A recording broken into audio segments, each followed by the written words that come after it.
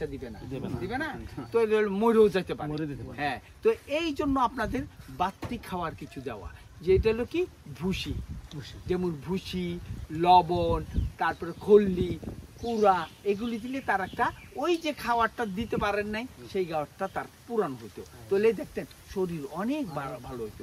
এই যে হাতিয়াতে কি করে, হাতিয়াতে আপনার তো একজনের ধরেন 30টা 20টা, তাই না? হাতিয়াতে এক এক মালিকের 2000, 2500, 1500 এক এক মালিকের। আমি হাতি 3 বছর চাকরি করে আসছি, ওখানে আমরা এই যে ওরা পাগল হয়ে যেত, আমাদেরকে কতক্ষণে ডাক্তার নিয়ে যাবে, নিয়ে গিয়ে ইঞ্জেকশন করার জন্য। এগুলির ইঞ্জেকশন দিয়ে, যেমন এখন বর্ষার সিজন না, এখন বর্ষার সিজন নেই, এখন কি রোগ হইতে পারে আপনাদের মহিষগুলির বলেন তো? আমাদের এখানে হয় বর্ষার আগে আসার আগে একটু খুরা রোগ হয়ে যায়। আচ্ছা, খুরা রোগ একটা। হ্যাঁ, আর ওই সময় তারপরে মানে খুরা রোগ আসে, আবার গলা একটা আসে। এই যে আমি সদরে যখন ছিলাম তখন আপনাদের এই চকুরিয়ার থেকে অনেক মালিক, এই মহিষের মালিক আমার কাছে গেছে, ওই যে গলা ফুল হয়ে অনেকের গরু মহিষ তখন বাঁচানো যায়। বাঁচানো যায় হলো কি, কেমন হলো কি, আপনার অ্যাকুরেট ধরেন আপনাকে দিতে হবে 1 লাখ ওষুধ, তাই না? তো ওই যে যারা গ্রামে আপনারা যারা কুয়াকের উপর নির্ভর করে, তাইরা এসে কি করে আপনাকে 1 লাখের জায়গায় 20,000 দিয়ে আপনার থেকে টাকাটা নিয়ে গেল, তাহলে তার ঘাটতি কত? 80। তাহলে 80টা তো আপনি কভার দিতে পারলেন না, এই জন্য মারা যায়। কিন্তু আপনাকে রোগ বুঝে যদি অ্যাকুরেট চিকিৎসাটা হয়, এই জন্যই বলি আপনারা ভালো ডাক্তার কাছে। সম্পদটা হলো কার? আপনার। এই যে কুয়াকে কিন্তু সম্পদ না, সে আপনার থেকে 20 টাকা বা 10 টাকা পাপ নিয়ে যাইতে পারলে কিন্তু আপনাকে সেই জিনিসটা চিন্তা করতে হবে না, আমার সম্পদটা রক্ষা করতে হলে আমাকে তো ভালো ডাক্তারের পরামর্শ নিতে হবে, ডাক্তারের ইয়ে করতে হবে। এই রোগগুলি হওয়ার আগে আপনাকে ইনজেকশন গুলি দিতে হবে, যেমন গলা ফোলার ইনজেকশন। সরকারের কোনো আমরা ইয়ে পাচ্ছি না তো। আচ্ছা, আমি বলি সরকারের পাচ্ছেন না কারণ আপনাদের দোষে। কেমন ধরেন, যেমন এই যে দেখুন আজকে আমি যে লোকগুলি নিয়ে আসতেছি, তাহলে এটা কি আমার দায়িত্বে, কিন্তু আমরা একটা পিজি গ্রুপ করছি সদস্য, ওই সদস্যের মধ্যে 40 জনে একটা গ্রুপ থাকবে, এই 40 জন মহিষ পালে, তাদেরকে আনতেছি কি করে, তারা যেভাবে পালে তার থেকে আপনারা উন্নত ভাবে পালেন কিনা সেটা জানানোর জন্য, তারা যেভাবে রাখে সেই থেকে আপনারা উন্নত ভাবে রাখেন কিনা সেটা জানানোর জন্য। দ্বিতীয়, আপনারা বললেন সরকারের কোনো সুযোগ সুবিধা পাচ্ছেন না। আপনারা কি আমাদের পশু হাসপাতাল কখনো গেছে? আমি বলি হ্যাঁ, আপনারা হয়তো গেছেন, একবার গেছেন, আর হয়তো বছরে কোনো খবরই নাই, তাহলে তো হবে না। কারণ না শুনেন, না পাইলে না, যেমন আপনার না পাওয়াটা কি, আপনি যদি মনে করেন আমার এখানে 60টা গরু আছে, 60টার ওষুধই ডাক্তার আমাকে দিবে, ওই আশা করলে পাবেন না।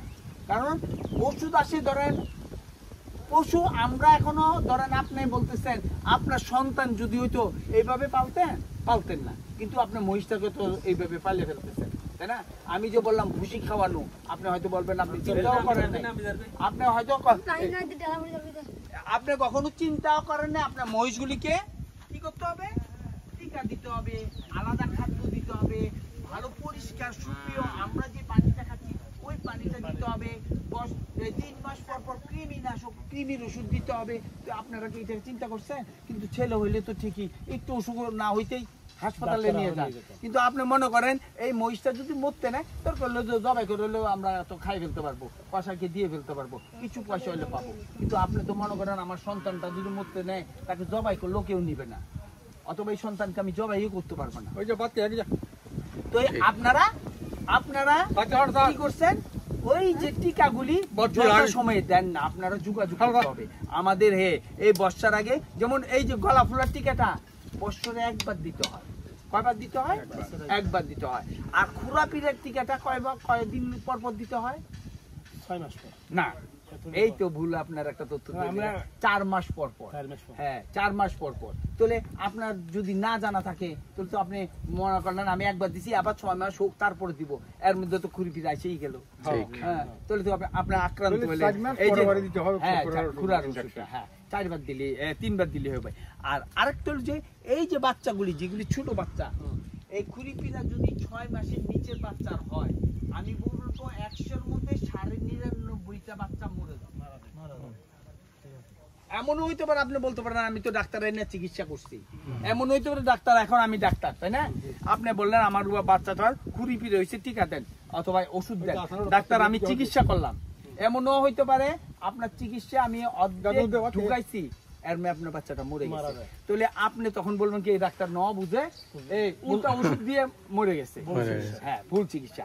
হ্যাঁ, আরেকটা হলো ডাক্তার চিকিৎসা করে হয়তো রাস্তা পর্যন্ত গেছে অথবা তার অফিসে চলে গেছে, মরে গেছে, তো আপনারা বলার কথা কি ডাক্তার ভুল চিকিৎসা দিচ্ছে, আসলে ডাক্তার না। কারণ কিছু কিছু এই যে 6 মাসের নিচে বাচ্চারা সহ্য করার ক্ষমতাটা থাকে না, না থাকার কারণে বাচ্চাগুলো হঠাৎ করে মরে যায়। এই জিনিসগুলি যদি আপনারা চিন্তা ভাবনা করে আর 3 মাস পর পর এই বছরের মধ্যে অনেক বাচ্চা সেরকম মারা গেছে, তো এই যে মারা গেছে, হ্যাঁ, সম্পদটা কার গেছে? আপনার গেছে। আপনার পাশাপাশি সম্পদ কিন্তু আমার দেশেরও গেছে। কেমন গেছে? এই সম্পদটা যখন বড় হইতো, আমার দেশে যদি মাংসটা বিক্রি হইতো, আপনিও পাইতেন, সরকারে কি পাইতো, ওই মাংসটা মানুষকে দিয়ে পুষ্টি দিয়ে এটা পূরণ করতে পারতো, তাহলে ওখান থেকে বঞ্চিত হইল না। তাহলে এই জিনিসগুলো হ্যাঁ, এই জিনিসগুলো আপনাদের মাথায় রাখতে হবে। শুধু সরকারি যে আমরা সরকারি চাকরি করি বলে আমাদের মাথা ব্যথা, কারণ আমাদের ধরেন কাজ অনেক। যেমন ধরেন আমি এই মহেশখালীর থেকে আসছি, তাই না? আমার মহেশখালীর অফিসের কাজের পাশাপাশি দেখা যায় আপনাদের এখানে আসছি কি জন্য, এই রোডটা আমরা ব্যবহার করি, তাই না? আমি যখন চিটাং থেকে যাই আপনাদের এই মহিষগুলি রাস্তা পুকুর পাড়ে দেখি ওই যে নামার সুযোগ থাকে না, অথবা নামলে এখন ধরেন আপনি মালিক আপনাকে তো আমি খুঁজে পাবো না বলার। এই জন্য আমরা আজকে আসছি যাতে আপনাদেরকে দুইটা কি বলবো কথা বলতে পারি এবং দুইটা তথ্য দিয়ে যেতে পারি যেটা আপনাদের উপকার হয়। তো এই জিনিসগুলি মাইনে যদি চলেন আপনারা লাভবান হইতে, এই যে বললাম না, আপনারা পারলেন 20টা 30টা হাতিয়াতে এক এক মালিক, এই যে এমপি সাহেব আছে হাতিয়ার এমপি সাহেব, উনারই আছে 2500 মহিষ। আর আপনার মহিষের দুধ দেয় কতটুকু? আপনাকে যদি বলি আপনি বলবেন 1 কেজি দেয়, আধা কেজি দেয়, 1 পোয়া দেয়, তাই না? তাদের মহিষগুলি কতটুকু দেয় জানেন? রাস্তাতে ঢুকছেন কতটুকু?